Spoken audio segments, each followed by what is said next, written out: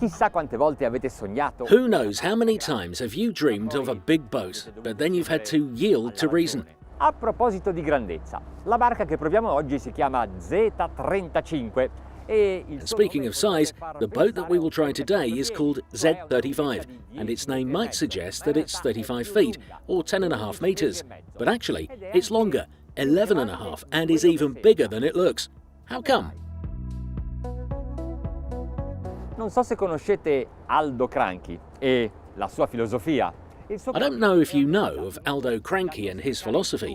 His yard is well organised so as not to waste anything, whether time or materials, and the whole company is structured in order to optimise costs. This is an advantage for those looking for a bigger boat. Questo Z35 The Z35 is much more than its name says. Stay and see.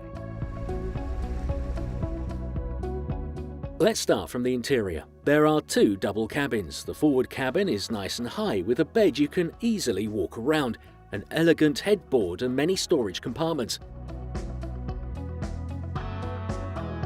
The other cabin is located amidships.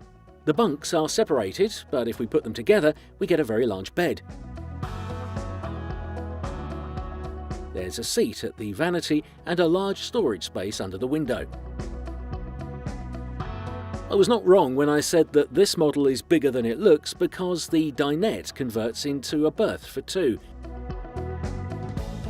Right in front of the kitchen, which is equipped with a refrigerator, a stove, a sink and these cupboards, containers intended specifically for the glasses and plates designed by Cranchi.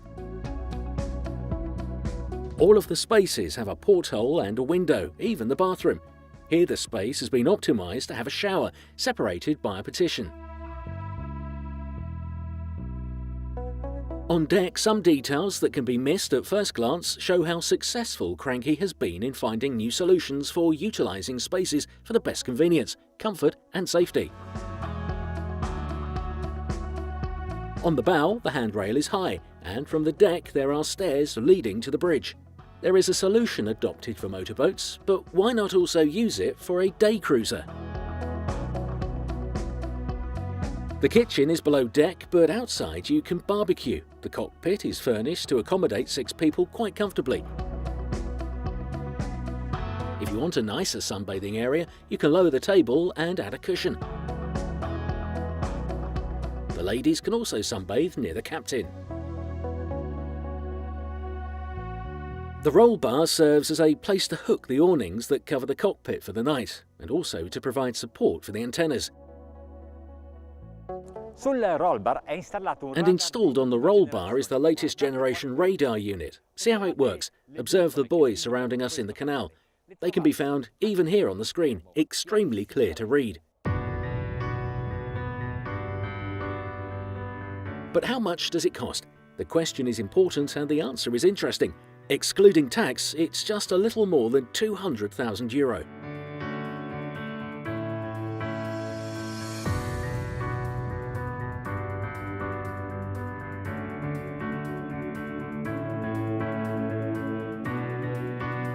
Non dovete lambiccarvi il cervello. You don't have to rack your brains choosing the right engine. The builders have already done that. There are 2 Volvo Penta D4 diesel engines with 260 horsepower each. Siccome è una grande barca, ha bisogno anche di essere comandata. Quindi in partenza. Since it's a large boat, it also needs to be properly controlled. So when departing, we accelerate, we keep the trim completely down and lower the interceptor a bit. In this way, we achieve planing faster and we can maintain a lower planing speed, which is useful for when we might find ourselves in difficult conditions at sea. Today, fortunately, the weather is beautiful and the sea is very calm. È piacevole da pilotare perché è molto dolce e ha un'andatura di planata. It is pleasant to drive because it's very gentle and has a low minimum planing speed, around 13 knots. But now I'll try to find it precisely. I pull back a bit on the throttle, check the angle of incidence and look at the wake.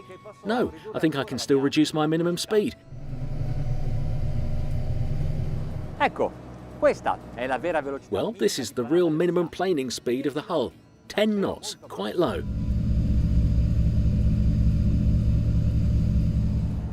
Una volta raggiunta un'andatura di crociera intorno ai 20 nodi si possono togliere un po' di Once you reach a cruising speed of around 20 knots, you can pull the flap, or reduce the trim, or the interceptor. In short, any system you use, and however you call it, the effect is the same. If they are lowered, the bow lowers, and the boat slows down. Togliendoli tutto migliora. Removing everything also improves consumption. At a speed of 20 knots, consumption is around 45 litres an hour.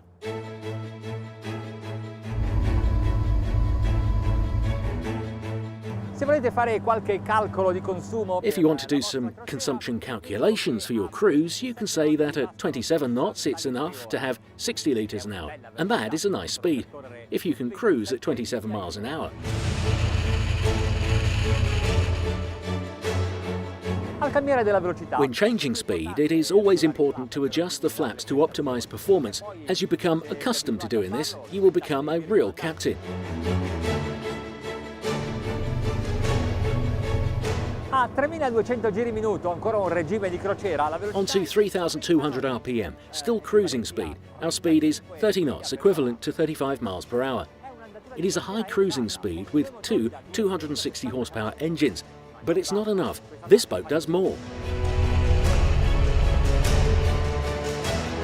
Giù la manetta, sui flaps. More gas, raise the flaps. Let's remove them completely. It was time, maximum speed at 34 knots, which is 39 miles an hour, or just over. Ma a questa velocità? But at this speed, what if we make a hard turn? Beh, l'accelerazione di gravità. Well, the gravitational acceleration climbs. Però guardate la tenuta di rotta di questa barca, non devo correggere. But watch how the boat holds its course. It doesn't have to correct it. The turn remains as I set it. La sbandata è minima e quindi... The slamming is minimal and therefore it doesn't affect the crew, even if I make a sudden change in course.